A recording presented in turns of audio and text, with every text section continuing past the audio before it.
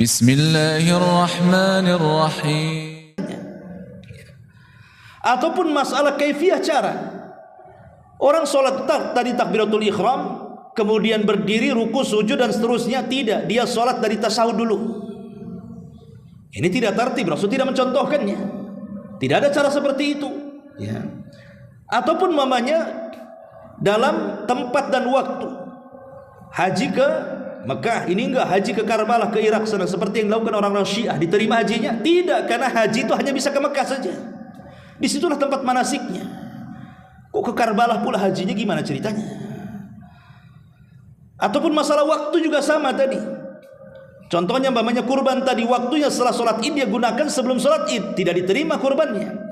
Jadi perkara-perkara ini, walaupun sudah dilakukan, Anda seorang muslim, Anda ikhlas, kalau tidak mencontoh Nabi, percuma ibadahnya. Dan tiga-tiganya harus ada. Inilah disebut syarat diterimanya amal. Ini yang keempat. Yang kelima, bahwa ibadah itu tidak, ibadah itu kan ada dua. Ada ibadah badan, ada ibadah hati. Dan ibadah badan itu ditentukan ibadah hati. Ingat, Anda dapat pahala saat sholat. Itu sholat kan ibadah badan, itu ada gerakan-gerakannya. Sedekah juga ibadah harta. Haji juga ibadah harta dan badan. Itu tidak bisa ditentukan kecuali dengan adanya ibadah hati. Jadi yang menentukan diterima ibadah badan adalah ibadah hati. Dan ibadah hati yang menentukan ibadah badan itu ada tiga. Pertama, al-hub, perasaan cinta. Yang kedua, al-khawfu, perasaan takut. Yang ketiga, ar-raja'u, perasaan harap. Cinta, takut, harap tidak boleh lepas pada hati kita saat ibadah. Karena ini yang menentukan nilai ibadah badan. Ketika kita sholat, contoh saja sholat, nanti kiaskan dengan ibadah yang lainnya. Ketika kita sholat, maka hati kita harus dipenuhi dengan tiga perkara. Pertama, cinta. Saya melaksanakan sholat ini karena cinta, bukan terpaksa. Sebab kalau sholat terpaksa tidak akan diterima. Ya sah secara ibadahnya, apakah dapat pahala? Belum tentu, karena dilakukan dengan cara terpaksa. Kemudian yang kedua, takut kalau seandainya sholatnya itu tidak diterima. Takut kalau seandainya sholatnya tidak berpahala, sehingga menimbulkan perasaan khusyuk. Orang kalau umpamanya sholat tidak takut, asal-asalan dia. Bisa saja umpamanya cepat kilat kan gitu, tidak tumakninah karena tidak ada perasaan takut. Percuma ibadahnya. Kemudian yang ketiga, adanya perasaan harap. Berharap bahwa sholat saya diterima, bahwa sholat saya ini dapat pahala, bahwa sholat kita ini mengantarkan saya ke dalam sorga. Itu harapan namanya. Karena biasanya harapan itulah yang menjadikan orang semangat untuk beribadah. Contoh mamanya, kalau saya katakan kamu jadi tukang bangunan di rumah saya, kerjakan rumah, 1 hari gajinya 1 miliar. Ada harapan mendapatkan 1 miliar. Boleh jadi sebelum subuh sudah datang itu. Dan mungkin juga nggak diawasi pun dia akan kerja saja 1 miliar 1 hari kan gitu. 1 miliar itu tidak ada apa-apanya dibandingkan surga. Ketika kita ada harapan di situ, semangat ibadah kita. Makanya inilah yang menentukan ibadah adalah ibadah badan, adalah ibadah hati yang tiga ini. Takut, cinta dan harap. Ma'asyiral muslimin yang dimuliakan Allah Azza wa Jalla. Kemudian yang nomor 7. Yang nomor 6, bahwa ketika seseorang beribadah kepada Allah Subhanahu wa ta'ala, ibadah yang kita lakukan sampai sholat tadi isya, atau sekarang antum sedang duduk mendengarkan kajian, atau mungkin besok anda akan berpuasa dan begitu seterusnya, atau mungkin ingin bersedekah, tidak mungkin terjadi kecuali semuanya karena pertolongan Allah. Kalau Allah tidak tolong, tidak mungkin kaki antum datang ke Muhajirin. Kalau Allah tidak tolong, tidak mungkin kita sanggup sholat isya tadi. Kalau bukan karena pertolongan Allah, jangankan cerita ibadah-ibadah besar, ibadah kecil saja tidak mungkin kita lakukan. Makanya dalam sholat itu kenapa 17 kali kita mengucapkan kalimat iyyaka na'bud wa iyyaka nasta'in. Hanya kepadamu ya Rabb kami beribadah, hanya kepadamu ya Rabb kami meminta pertolongan. Sebenarnya meminta pertolongan kepada Allah itu bagian daripada ibadah. Kenapa diulang? Kenapa tidak iyyaka na'budu titik sampai di sini saja? Hanya kepadamu kami beribadah. Karena kalimat wa iyyaka nasta'in dan hanya kepadamu kami minta pertolongan. Minta pertolongan kan bagian daripada ibadah. Kenapa dikhususkan, dikeluarkan? Ketika Allah Subhanahu wa taala mendahulukan kalimat ibadah kemudian kalimat pertolongan yang kedua, karena ibadah itu tidak mungkin dilakukan kecuali karena adanya pertolongan Allah. Kalau Allah tidak tolong kita, tidak mungkin tergerak hati kita ini melaksanakan ibadah. Dari sini kita tahu bahwa jangan takabur dengan ibadah. Merasa saya sudah banyak solat, saya sudah banyak sedekah, saya sudah banyak umroh, saya sudah banyak haji, saya sudah banyak ini, itu dan lain sebagainya. Karena Anda tidak mungkin melakukannya kecuali Allah yang berkehendak. Betapa banyak orang-orang yang tidak dapat hidayah. Mereka tidak pernah solat, tidak pernah puasa, tidak pernah zakat. Mereka bakhil karena mungkin boleh jadi Allah belum menolong mereka dengan cara memberikan hidayah taufik kepada mereka. Makanya apa yang disombongkan dari ibadah? Toh semuanya juga karena pertolongan Allah Subhanahu wa taala. Maka bersyukurlah kepada Allah Subhanahu wa taala. Karena ini nomor 7 bahwa kita bisa beribadah itu tidak lain ini sebuah nikmat karunia yang besar dari Allah. Ketika kita bisa beribadah, ini nikmat. Karena banyak orang yang luang waktu, punya tenaga, sehat badan, punya biaya, tidak sanggup mereka beribadah.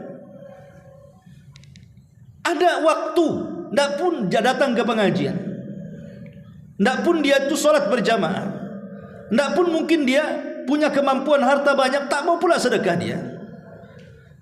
Jadi orang-orang yang kemudian dia mampu melaksanakan apa yang manusia tidak mampu, maka Anda telah diberikan nikmat yang paling besar dalam bentuk hidayatut taufik namanya.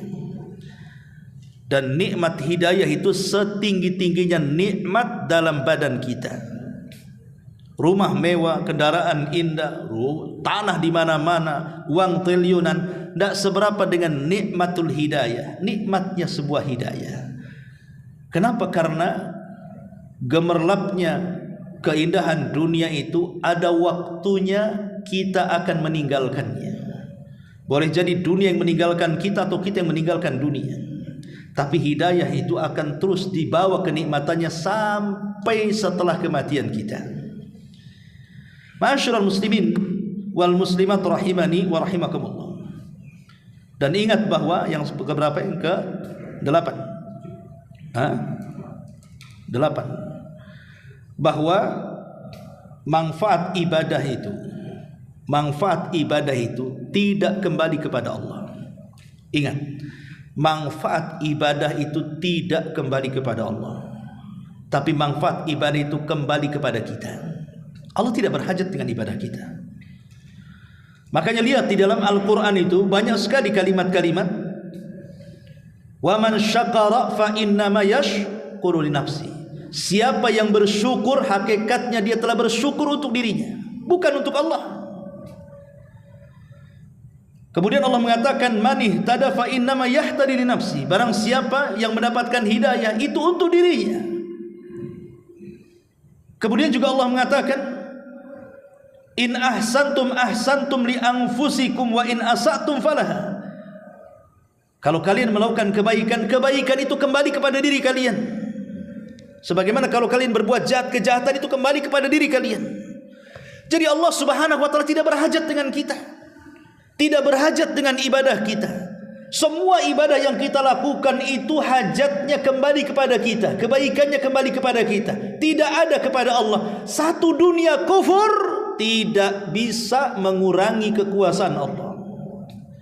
Satu dunia beriman tidak menambah kekuasaan Allah. Kita ini adanya tidak menggenapkan, perginya juga tidak mengganjilkan. Bagi Allah Subhanahu wa taala kita ini apa? Kita ini makhluk kecil yang kalau seandainya jin dan manusianya berkumpul di sebuah tanah lapang, kemudian mereka meminta sesuatu kepada Allah dengan permintaan yang satu dengan yang lainnya, jin dan manusianya berbeda-beda. dari mulai orang hidup sampai terakhir mati.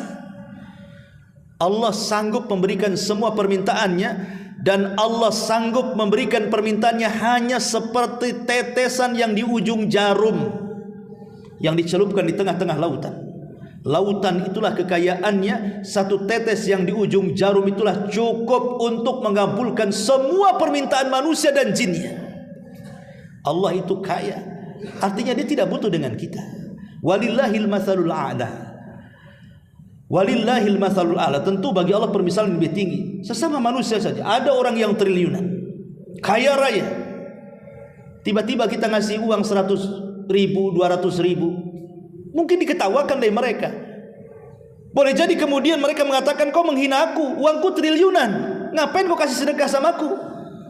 Itu sesama manusia bisa tersinggung loh ya. Kalau ada orang miliarder triliunan duitnya, tiba-tiba ada orang yang sedekah kepada dia 100-200 ribu, apa enggak marah dia? Serasa dihina kan? Tapi Allah subhanahu wa ta'ala tentu berbeda kekayaan dengan manusia. Dia zat yang jauh lebih kaya. Dia tidak berhajat dengan kita.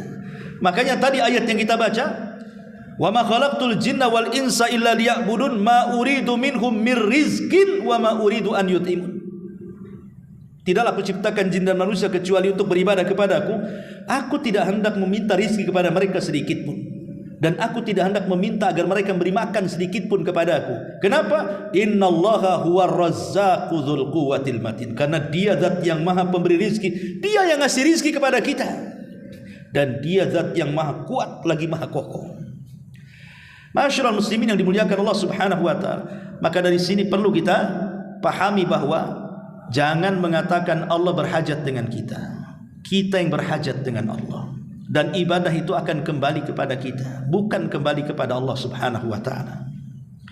Masyarul muslimin yang dimuliakan Allah subhanahu wa ta'ala. Kemudian ketika seseorang sholat, puasa, zakat dan ibadah-ibadah yang lainnya, kemudian kita diberikan pahala. Ingat, ganjaran atas ibadah yang kita lakukan adalah murni karunia pemberian dari Allah subhanahu wa ta'ala. Semua pemberian dari Allah, murni. Tidak ada makhluk selain daripada Allah yang mampu memberikan pahala kepada kita. Makanya orang-orang yang ria nanti pada hari kiamat, Allah akan katakan apa? Sekarang kau datang kepada orang yang dulu kau harapkan pujiannya, minta kepada dia pahala. Jadi ketika manusia dikumpulkan di padang mahsyar, orang-orang yang sholatnya ria, puasanya ria, sedekahnya ria, maka Allah katakan kepada orang-orang yang ria itu, sekarang datanglah kepada orang yang kau harapkan pujiannya di dunia, minta kepada dia balasan. Sanggup memberikan? Tidak sanggup. Karena memang pahala itu murni datang dari Allah subhanahu wa ta'ala. Bersyukur kepada Allah subhanahu wa ta'ala. Masyarul muslimin yang dimuliakan Allah subhanahu wa ta'ala.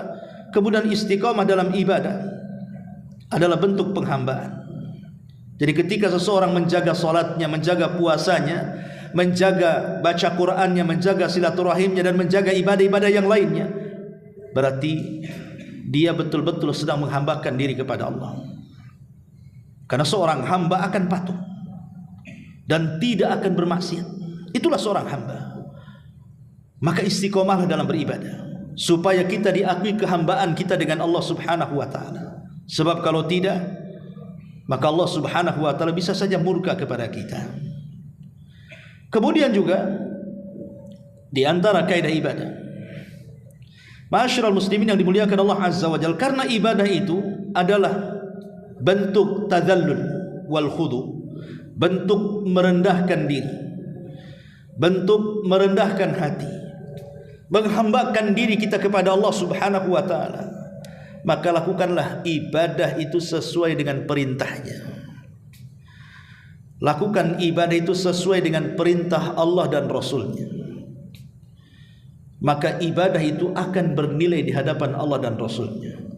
Kalau kita kemudian beribadah melenceng dari aturan yang Allah aturkan kepada kita, atau aturan yang Rasul aturkan kepada kita, kita lari dari aturan itu, maka Anda tidak sedang menghambakan diri kepada Allah. Anda sedang membangkang dari penghambaan itu sendiri. Dan yang terakhir, jangan pernah merasa sombong Jangan pernah merasa sombong dengan Allah Subhanahu wa taala seolah-olah kita tidak berhajat sehingga kita tidak ibadah. Allah Subhanahu wa taala berfirman di dalam Al-Qur'anul Karim tentang orang-orang yang sombong, innalladzina yastakbiruna an ibadati sayadkhuluna jahannama dakhirin. Al-Anbiya 19. Orang-orang yang sombong dan tidak mau beribadah kepadaku, kata Allah, maka kelak mereka akan dimasukkan ke dalam neraka jahanam dalam keadaan hina dina, rendah.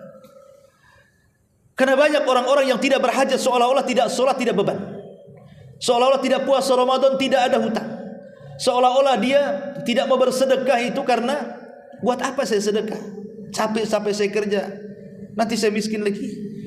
Buat apa saya haji, menghabiskan waktu, tenaga, capek di jalan. Ini orang sombong.